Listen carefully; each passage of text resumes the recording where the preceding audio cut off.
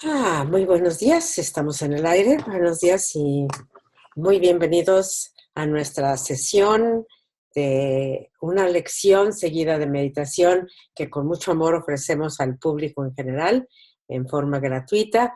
Pasen la voz. Todos los domingos hay una plática. El primer domingo del mes, Edgardo y yo nos turnamos en dar lecciones y guiar meditaciones. En otros domingos es Mauri, nuestro querido Mauri, en otros es Ara y en otros es Ogla, con invitados. Así que no se lo pierden, todos los domingos son bienvenidos. Y hoy vamos a comenzar centrándonos y tomando una respiración profunda. Al exhalar dejamos ir toda tensión. Captamos la atmósfera del domingo que fue creada como el Sabbat, el día de descanso de nuestros quehaceres mundanos o mundanales, y un día en el que nos invita el universo a centrarnos en quienes verdaderamente somos. Así que en ese entendimiento inhalamos paz, somos paz.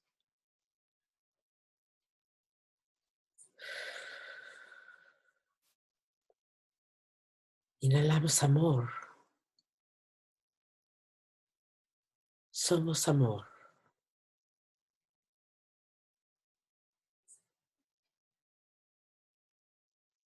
Inhalamos inteligencia y recordamos que somos la combinación de la inteligencia con el amor, unos con la sabiduría del universo.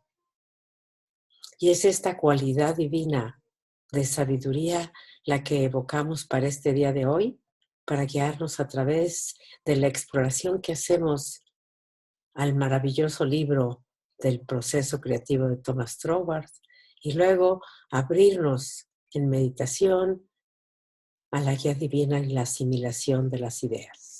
Y por todo el bien que logramos esta mañana, doy gracias adelantadas y con agradecimiento paso mi voz, el micrófono a Edgardo para que comience la maravillosa lección de hoy.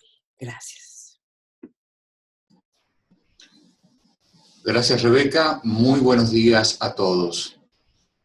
Es con sumo placer que la doctora Rebeca Piña y quien les habla hemos preparado una serie de charlas, de pláticas, donde le presentamos a Thomas Troward y una de sus obras más importantes, que es el proceso creativo en el individuo. Al respecto, una serie de diapositivas para facilitar el seguimiento por parte de quienes nos están viendo, nos están escuchando, o por parte de quienes luego comparten el video o lo observen. En esta primera diapositiva que tienen ustedes a la vista, les presentamos justamente al autor de este libro, Thomas Troward.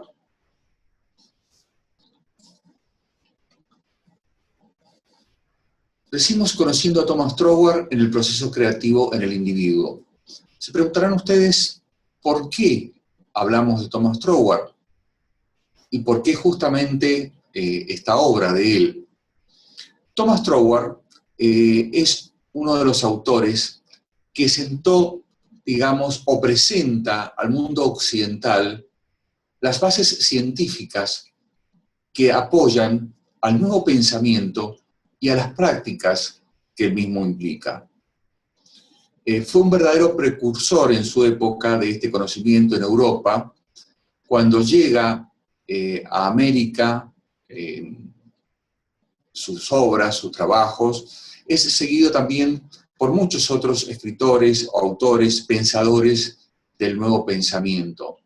Entre ellos, por supuesto, el más importante, desde nuestro punto de vista, Ernest Holmes, quien en su trabajo facilita la aplicación de todo lo que explica Thomas Troward en su obra.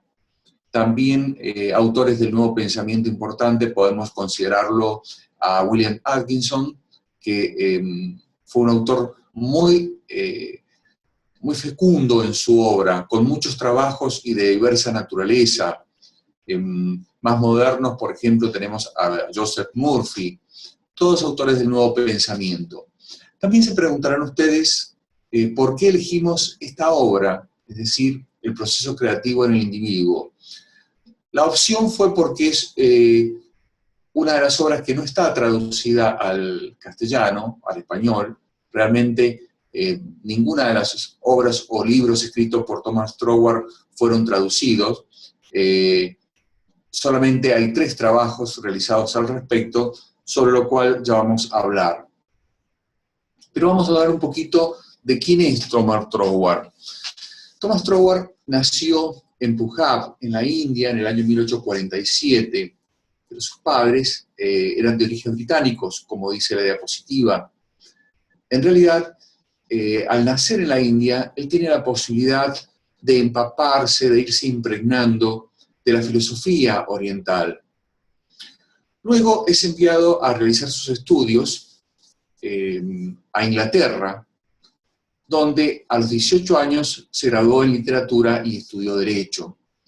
Pero durante ese periodo que estuvo en Inglaterra, tuvo algunos contactos con estudiantes de la Orden Rosacruz, donde se interesó un poco más en el conocimiento que él ya había traído en su sangre por su experiencia en India. Luego regresa en el año 1869 a India, donde fue juez en la misma ciudad de Punjab por 25 años, vuelve a Inglaterra en el año 1902 y ahí entra en contacto nuevamente con los estudiantes rosacruces. En el año 1904 expuso él las famosas conferencias de Edimburgo. Su pasatiempo favorito fue siempre la pintura. Esta persona pasó a su transición al plano espiritual en el año 1916. Sus trabajos más importantes, como están aquí expuestos, son las conferencias de Edimburgo en 1904, las conferencias de Doré de 1909 y el proceso creativo en el individuo de 1915. Gracias a la doctora Rebeca Piña, tenemos traducido al español las conferencias de Edimburgo y las conferencias de Doré, que los estudiantes de Ciencia de la Mente disponemos gracias a ella. Hace poco tiempo, también con motivo de los cursos que dicto de desarrollo personal y he usado muchas veces el material de Thomas Troward, tuve, digamos, la oportunidad de traducir el proceso creativo en el individuo, que es las obras que le estamos mencionando o presentando en estas charlas. Muchos otros trabajos escribió Thomas Troward. Como menciona en la última línea de esta diapositiva, contribuyó con la redacción de material de estudios en la Orden Rosacruz. Dentro de estos trabajos con los que él contribuyó, hay uno muy importante que se conoce como el Manifiesto de Nodin.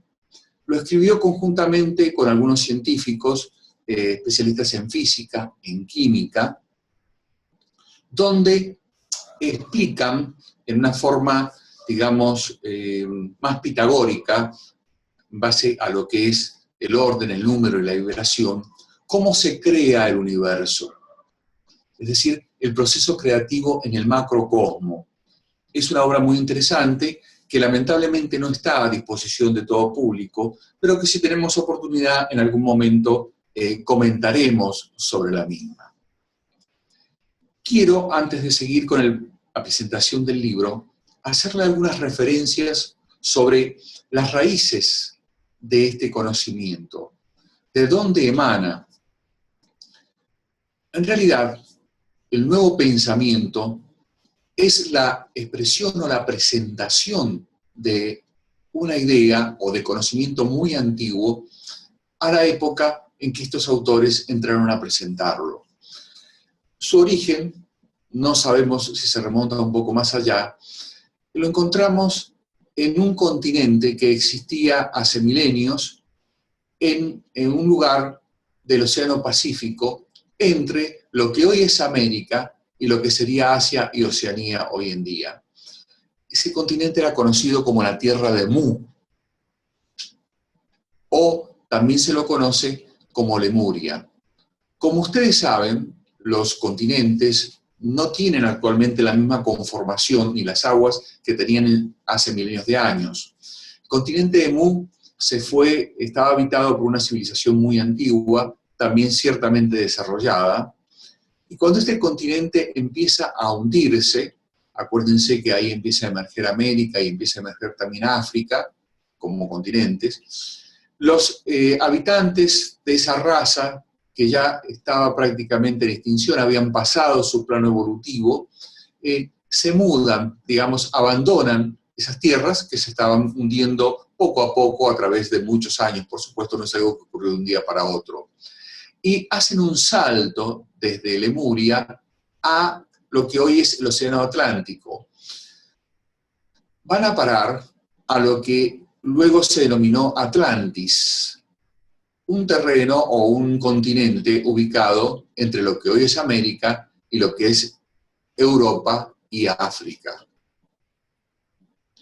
Allí ese conocimiento se siguió manteniendo, se siguió desarrollando, hasta que ocurre, luego de algunos miles de años también, que la Atlántida procede a hundirse, es decir, ese continente va desapareciendo, termina de emerger África, y los habitantes de la Atlántida, una raza también bastante avanzada en varios aspectos, y en este conocimiento, dejan ese continente que se estaba hundiendo.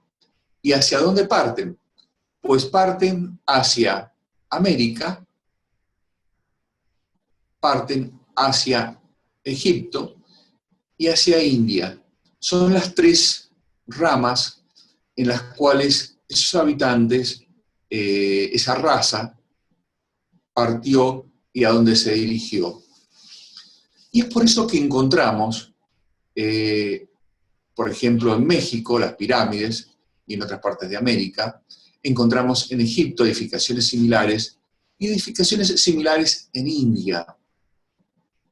Cuando estos habitantes llegan a estos países, no encuentran habitantes civilizados, encuentran civilizaciones primitivas. Recuerden que pertenecían ellos a razas más avanzadas, que allí habían pasado su etapa de evolución, y allí lo que hacen es tratar de dejar plasmado el conocimiento que tenían, transmitirlo en la forma que pudieran entenderlo los habitantes de esa zona, que fue de una forma muy elemental y algunos quizás un poco más profundo. Tenemos, por ejemplo, en América el conocimiento místico que nos transmiten los chamanes. El conocimiento que estaba en Egipto se desarrolló a través, un poco más profundo, a través de las escuelas de los misterios, que luego pasó a Europa, a través de varios filósofos, varios estudiantes que estudiaron en las escuelas de los misterios, terminando luego en lo que fue Alemania, en lo que es Alemania, donde toman el nombre de filosofía Rosacruz, y de allí es donde pasa a Inglaterra, con la continuación de lo que es la filosofía Rosacruz. Pero a su vez, en India también se desarrolla este conocimiento.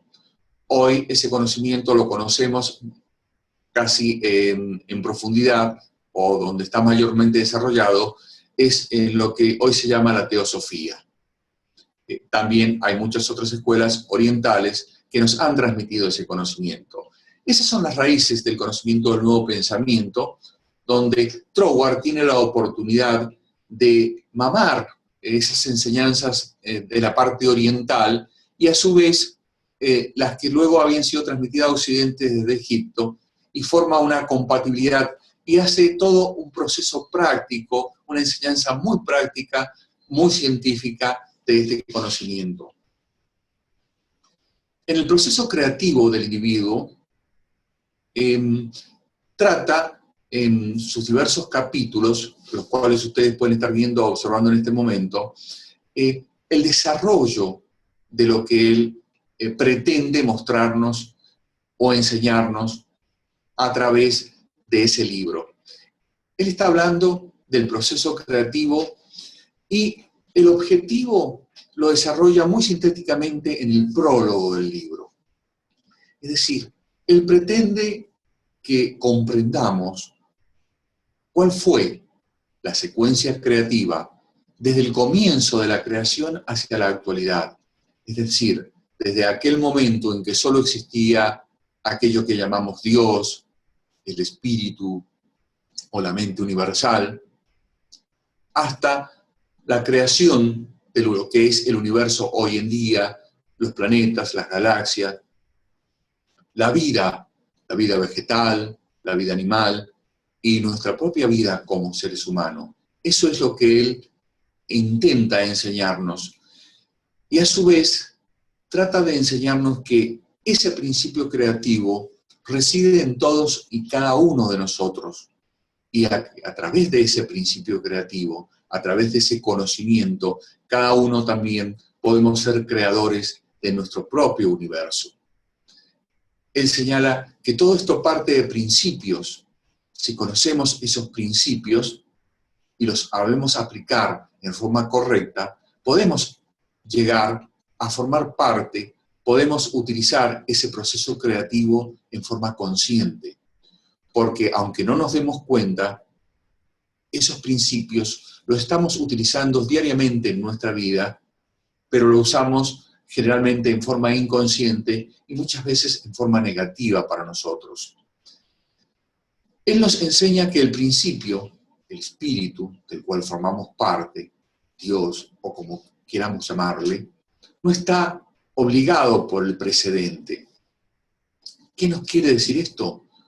Nos quiere decir que antes que el espíritu no existía nada, solamente el espíritu. Y a partir de sí mismo el espíritu crea todo. Por eso es que no está obligado por ningún precedente. Y también el otro punto importante que aquí nos señala es que cuando el hombre está en el estado evolutivo que se encuentra actualmente, cuando ya tiene conciencia de sí mismo como persona, ya entra a formar parte activa de la evolución. Y a partir de ese momento, toda nuestra evolución personal ya no depende de algo mecánico, sino que va a depender de nuestro propio accionar, de nuestro propio pensamiento. En el capítulo primero nos va señalando el camino y nos marca 2 o 3 pautas importantes. El tiempo no nos permite desarrollar todo, pero sí queremos presentarle por lo menos los puntos más importantes para cuando ustedes tengan oportunidad de leer el libro, tengan más o menos una idea y, por supuesto, lo que es más relevante es aprender a aplicar esos principios en nuestra vida personal.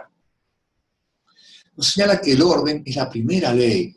Saber arreglar las cosas en el orden correcto es lo más importante. Y eso depende de nosotros. Es una forma de creatividad. Porque si las cosas no se arreglan en el orden correcto, el resultado que podemos obtener puede no ser de nuestro agrado. Sabemos que si queremos hacer pan, por ejemplo, mezclamos harina, agua, sal, algún leudante, etc. Y luego lo colocamos en el horno. Ese sería el orden correcto. ¿Qué pasaría si agarramos la harina, el agua, la sal, el leudante y los ponemos todos juntos en el orden antes de haberlos mezclado? Tendríamos harina tostada, el agua se evaporaría, con el leudante pasaría algo similar, pero nunca tendríamos pan. Es decir, el orden en que arreglamos las cosas va a determinar el resultado que obtengamos. Y aquí señala que el factor personal es el elemento necesario para obtener un nuevo resultado. En el universo está todo. Dios es abundancia y ha puesto de todo a nuestra disposición.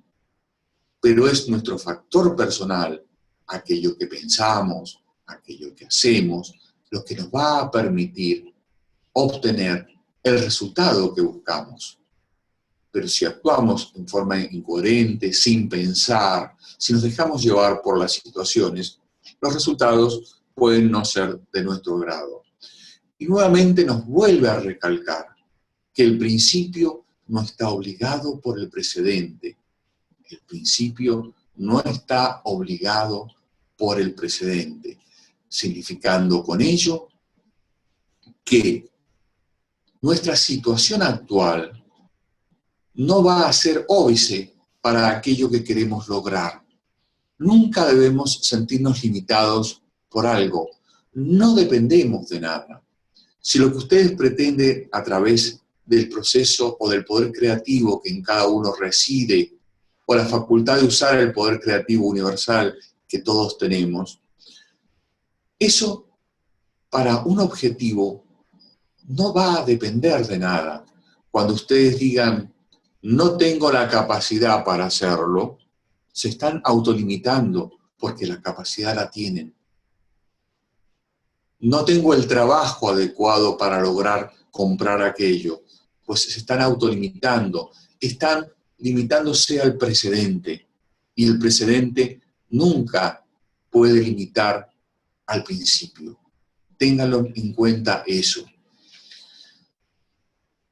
En la diapositiva que están viendo en este momento, también nos llama la atención Troward sobre qué puede ocurrir en el enfrentamiento entre dos poderes. Si todas las personas tenemos la misma facultad, por ahí podemos querer lo mismo y uno va a impedir el logro del otro. Troward nos dice que eso es imposible. Nunca va a haber ese enfrentamiento de dos poderes. Porque el poder es uno. Dios es uno solo, el Espíritu uno solo, y todos formamos parte de ese ser, de ese Espíritu. Y es imposible que el poder creativo sea antagónico consigo mismo, jamás lo va a hacer. En forma individual, lo que tenemos que tener en cuenta es la búsqueda del factor común. Y ahí cita a Euclides, donde, no sé si ustedes lo recuerdan, cuando dos cosas son iguales a una tercera, esas dos cosas también son iguales entre sí. Entonces, aquello que queremos lograr, debemos buscar ese factor común. Y ese factor común va a ser siempre el que nos va a guiar. Ese factor común nos va a presentar en la próxima clase, el primer domingo de octubre, la doctora Rebeca Piña, porque es el ideal divino. Ahí vamos a aprender cuál es el ideal, y si nosotros nos manejamos por esos ideales, jamás vamos a chocar con otra idea opuesta, y se nos va a facilitar el logro de aquello que queremos en la vida. Siempre entonces tengan en cuenta la importancia que tiene ese factor común que nos va a unir. También recalca acá que el objetivo de este conocimiento es la búsqueda de una mayor vida. ¿Qué quiere decir él con mayor vida? Quiere decir mayor felicidad, mayor desarrollo, mayor abundancia, mejorar en todos los aspectos de nuestra vida. Esa facultad que tenemos del proceso creativo que tenemos incorporado dentro de nosotros, por el cual podemos usar el poder creativo universal, siempre nos va a llevar, nos va a dar la posibilidad de mejorar en todos los aspectos de nuestra vida. Y vamos a entrar ahora al capítulo 2 de Thomas Troward, que es donde ya nos da las llaves más importantes, o la herramienta más importante para el logro de la creación. Él ahí se pregunta cómo llega a existir el cosmos, cómo aparece aquello que hoy es todo un universo, si antes no existía, de dónde y cómo vino ese universo, cómo surgió a la realidad, cómo se manifestó. Sabemos que si hay un principio, en ese principio creador, de donde emanan todas las cosas, y no había nada más, La única forma en que eso puede llegar a la realidad, a la manifestación, es que tenga su origen en ese principio creador. Llamémosle Dios, llamémosle el cósmico, llamémosle la mente universal, o como cada uno queramos denominarlo. En un principio solamente eso existía. Podemos decir que Dios es mente y Dios es sustancia, la única sustancia que existía. ¿Cómo se manifiesta la materia? Vamos a hacer un proceso inverso, como realiza Troward en su obra, para que nos demos cuenta de que todo parte de una sustancia universal. Yo acá les he puesto algunas imágenes de lo que serían un átomo, pero vamos a ir manejándonos desde la materia. Si nosotros tomamos un pedazo de madera y la reducimos a su mínima expresión, eso que vamos a obtener, la mínima expresión, el pedazo más pequeño de madera que conserve las características de madera, es una molécula de madera. Si obtenemos un pedazo de carne y sacamos la mínima expresión de la carne, es una molécula de carne. Y así sucesivamente con cada elemento que podamos encontrar. Pero ¿qué ocurre si a esa molécula la analizamos? Vamos a encontrar que está compuesta de átomos. Y si dividimos ese átomo, nos vamos a encontrar que todo átomo está compuesto de pequeñas partículas que se le han dado distintos nombres. Se habla de electrones con carga negativa, se habla de protones con carga positiva, se habla de neutrones que supuestamente no tienen carga ni negativa ni positiva, que serían las más mínimas expresiones conocidas.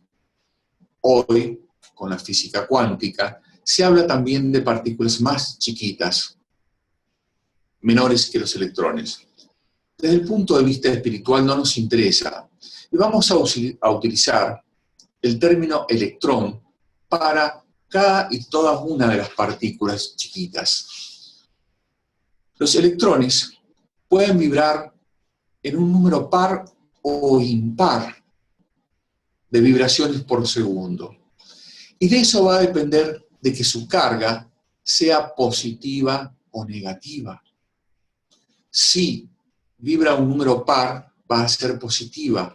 Y tenemos un electrón positivo, o como acá se le llama en ciencia, un protón. Si vibra en forma impar, va a ser negativo y es el electrón. En definitiva, Troward y los autores de aquella época llaman electrón a todos, porque la única diferencia es la carga positiva o negativa. Y depende, o sea, como estos electrones positivos se atraen con los negativos y forman grupos, depende de la cantidad de electrones, depende del número de vibraciones por segundo y cómo se acomoden entre sí, que va a surgir a la larga una molécula de agua, una molécula de carne, una molécula de piedra. Pero en definitiva, todo lo que existe en el universo, todo lo que existe en el universo es única y exclusivamente esta energía vibrando que se manifiesta en diversas formas. Esa energía es la sustancia universal de la cual emana el universo y todo lo que él existe, todo lo que en él se manifiesta. Cuando Dios piensa y manifiesta su expresión, su pensamiento, su idea, se produce una vibración y esa vibración se manifiesta en forma de un electrón o en la forma de las partículas más pequeñas que hoy en día nos señalan la física cuántica y otras, la química más avanzada. En realidad, ¿cómo se produce esto? Es el pensamiento del ser. Cuando el ser se manifiesta a sí mismo, se contempla a sí mismo como algo, se manifiesta dentro de sí, manifiesta ese algo. Cuando el ser se manifiesta a sí mismo como espíritu, se va a manifestar como espíritu. Cuando Dios pensó en el universo, dentro de sí manifestó el universo. Cuando Dios pensó en el hombre, dentro de sí manifestó al hombre. Por eso se dice que el hombre es hecho a imagen y semejanza de Dios, no como cuerpo, porque Dios o el espíritu no es cuerpo, sino que en espíritu tiene esa facultad. Entonces, ese mismo proceso de autocontemplación, donde el espíritu es el poder que se conoce a sí mismo, ese mismo proceso tenemos, o esa misma facultad, existe en todos y en cada uno de nosotros. Entonces, cuando nosotros nos contemplamos a nosotros mismos como exitosos, vamos a ser exitosos. No porque lo deseemos, no porque queramos ser exitosos, sino cuando realmente nos autocontemplemos como exitosos, ahí seremos exitosos. Cuando nos autocontemplemos como sano, seremos sanos. Aquello que pensamos, sentimos y creemos en nuestro interior es lo que se manifiesta. Aquello que pidas en oración y creas que lo has recibido, lo recibirás. Primero tenemos que creer que lo tenemos. Ese es el proceso creativo en el individuo y la polaridad es consecuencia del movimiento del espíritu dentro de sí mismo. Positivo, negativo, es el número de vibración, pero el origen es uno solo. Dios, el espíritu universal, es el origen de todo lo que existe. El proceso evolutivo de la conciencia va a traer día a día una mayor libertad de selección y podemos entonces lograr un mayor desarrollo en nuestra vida. En la próxima plática, Rebeca le va a hablar del ideal divino y la manifestación del principio de vida. Pero ahora, si tenemos un tiempito, podemos comentar y estoy a disposición de ustedes para responder las preguntas que deseen hacer.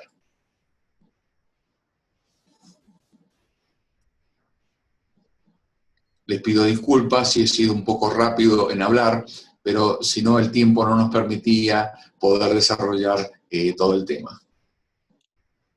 Primero que nada, felicitaciones, Edgardo, que el PowerPoint está fabuloso, me explica muy claramente, me encantó la explicación de los átomos y de cómo la creación comienza en vibración. Gracias.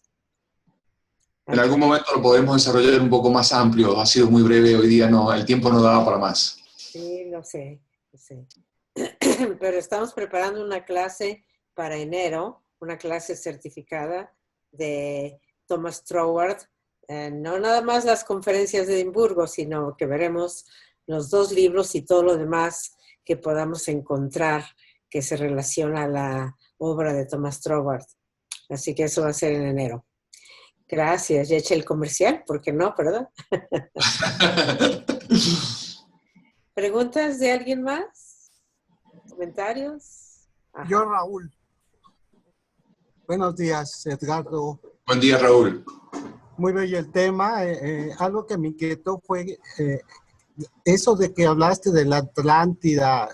No sé si hay, en alguna oportunidad hablar un poquito más de ellos, de su cultura, de su desarrollo. En sí, no sé si hay un poquito más de información. Gracias. Sí, la información que hay realmente es muy relativa, es lo que se encontró en algunos pergaminos, lo que escribieron algunos historiadores en la antigüedad. Por ejemplo, sí se dice, por ejemplo, que Nefertiti era descendiente, no solo de los atlantes, sino que era descendiente de familias lemurianas. Nefertiti fue una reina digamos, de Egipto. Hay esos tipos de antecedentes muy, muy chiquitos que uno debe tratar de unirlos y de esclarecerlos, que por ahí no podemos darlos con certeza, algunos de esos antecedentes, otros sí. Pero en algún momento, con mayor tiempo, lo haremos con todo gusto, Raúl. Hay mucha controversia. Hay mucha controversia acerca de esas dos, de Lemuria y de Atlantis y todo eso. Algunos científicos niegan esa existencia. Sería un buen tema para una futura plática, lo que acabemos con Troward. Gracias. Lo tendremos presente. Sí, investigaremos por curiosidad, ¿verdad? Y cada quien llega a su conclusión de si existió o no existió, o a quién creerle, ¿verdad? Bien. Efectivamente. Esa es la aventura de la exploración. Bien, gracias. ¿Alguien más? Okay, mientras comparten una vez más, voy a detener la grabación para separar la grabación de la meditación. Gracias a los que estuvieron presentes. Los invitamos a la siguiente plática, el primer mes de octubre y luego de noviembre. El primer domingo del mes. Gracias.